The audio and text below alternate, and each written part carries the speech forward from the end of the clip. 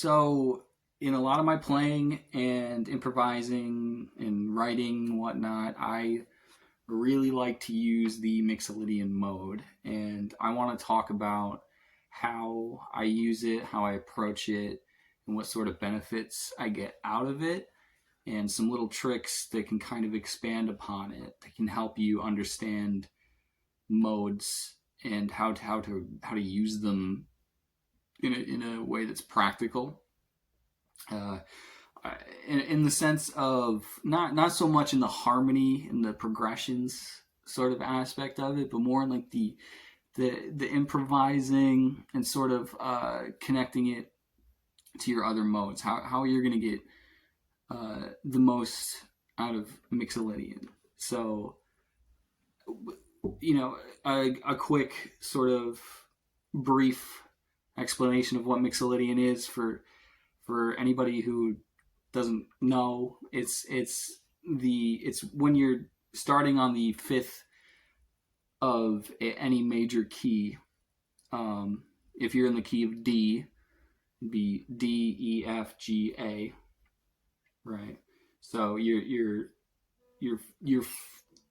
playing in the key of D, but you're honing in on the A, and it gives it its own kind of unique sound. The fifth chord is obviously dominant. It has the thing that makes it stand out is, it's dominant, and when you extend a seventh onto it, it becomes, you have a flat seven.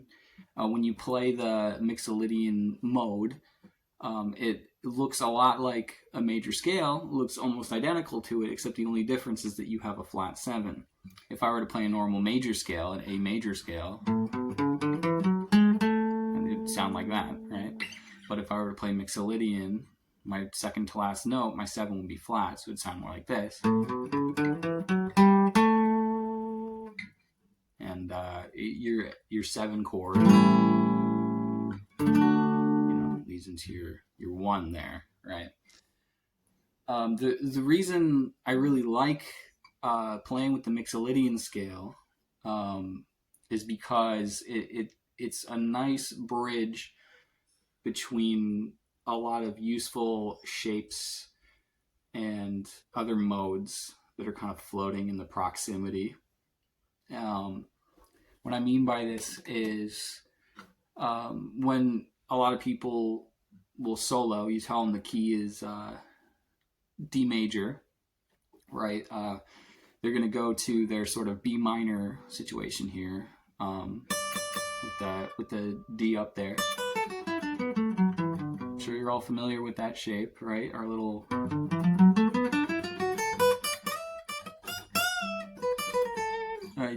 blues scale sort of a situation, right? The Mixolydian kind of blends into that and just adds a little extra oomph, underneath it. What I mean by that is if we were to play our Mixolydian shape in the key of D, if we start from our A, it'd be 5 7 9 5 7 9 5 7 9 6 7 9 7 8 10 7 9 10, right? And if you notice right at the end there, we're moving right into the B minor, right up here. We're already in our minor position.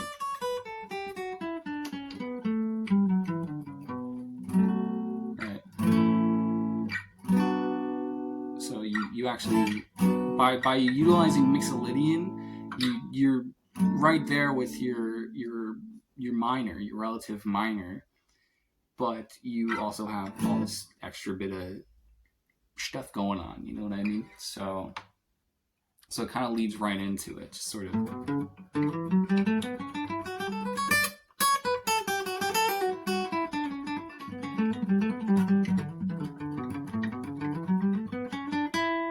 So instead of having to awkwardly sort of go down your minor, and you hit down here and you have to like move back up to sort of keep descending, you don't have to go up. You don't have to go back up. You don't have to go back to your box here. You really don't, I understand this little box is fun, but if you want to expand your boundaries a little bit, just keep going down that way. Keep going down that way, right? And that can be really useful.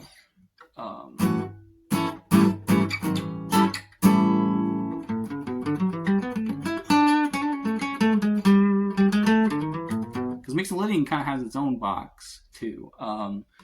This 579, 579, 579. That's pretty easy to remember. If you have your minor here, then you also have these three down here as well to work with. It's just a little bit of extra, without having to think about chords and harmony and stuff. Not getting too jazzy about it. Just thinking in terms of guitar playing and just feeling it out. If you want more notes to mess around with and improvise with when you're sitting jamming to your jam tracks and practicing, just stick these on the back of your minor.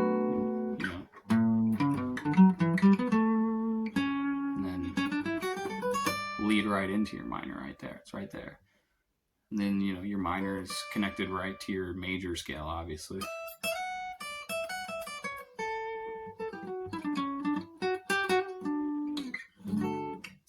It's all right there. So most people can make the connection between the major and the relative minor. And then, you kind of tag on your little Mixolydian here, so you have sort of all this extra stuff to work with and play around with. So that helps give you more access of notes as opposed to being stuck in sort of this little box right here. This is what you're working with. Now you're working with all this and all this. We can take that a step further if we apply the same sort of principle to the back end of our Mixolydian and go down to another mode, the Lydian mode, which is starting from the fourth of any major key. So in the key of D, this would be G, right? And again, it looks similar to a major scale. The only difference would be this little note right here. We're actually raising the fourth here.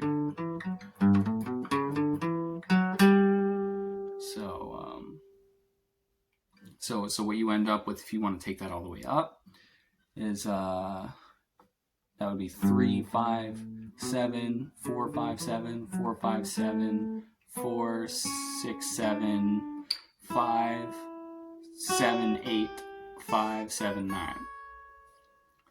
Right.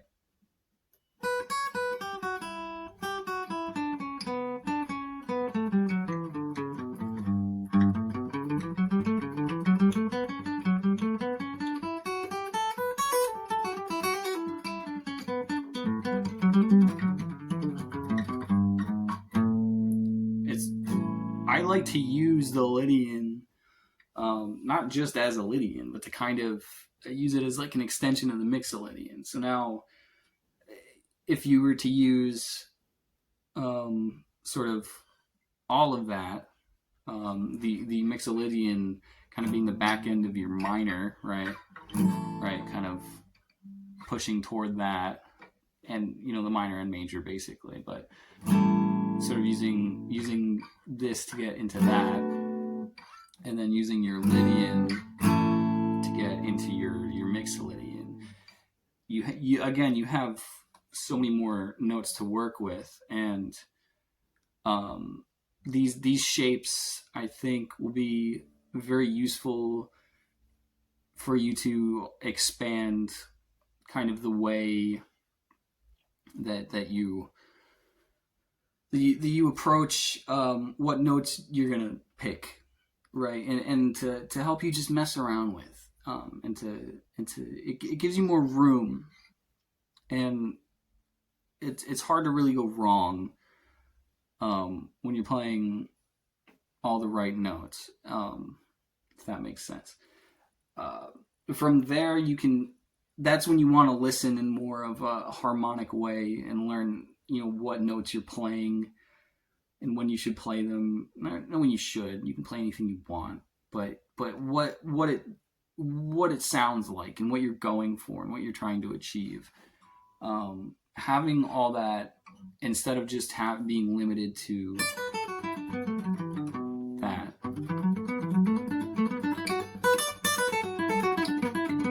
Like the pentatonic is useful, but it's the sort of minor shape. But it's so it's it's limited. It's limited by the nature of how it sort of resolves. It feels like it doesn't have a lot of places to go.